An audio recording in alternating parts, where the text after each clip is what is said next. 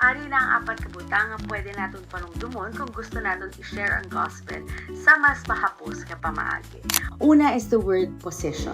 Pagkabati isang word nga ini, panungdumon natin, diin gid bala si God kumpara sa kung diin kita.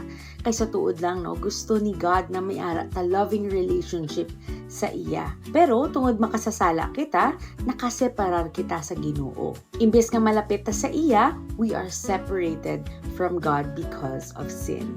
And that brings me to my second point. Problem. Kilan lang ta maintindihan ano gid pa lang nagaseparar sa aton sa Ginoo. And that is what we call sin or sala. Sang ang katawhan nagkasala, amo ning nagseparar sa aton sa iya. And tungod sa sin, we deserve to die. Kay ang bayad sang sala amo ang kamatayan. Next is provision. Pagdayawon tagid ang Ginoo, wala nag-untat ang gospel sa problema lang.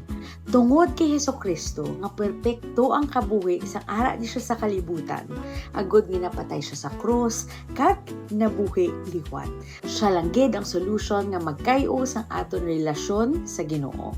And pang-apat, faith. Hindi lang tubtub diri natapos sa pagkabalo sa ang ginuobra ni Jesus. Kinahanglan man ang pagsalig sa finished work niya on the cross. Kinahanglan natin mag-respond with faith nga sapat ang iya kabuhi, kamatayon kag pagbanhaw para luwason kita sa resulta or consequences sa aton pagkasala. So again, position, problem, provision, and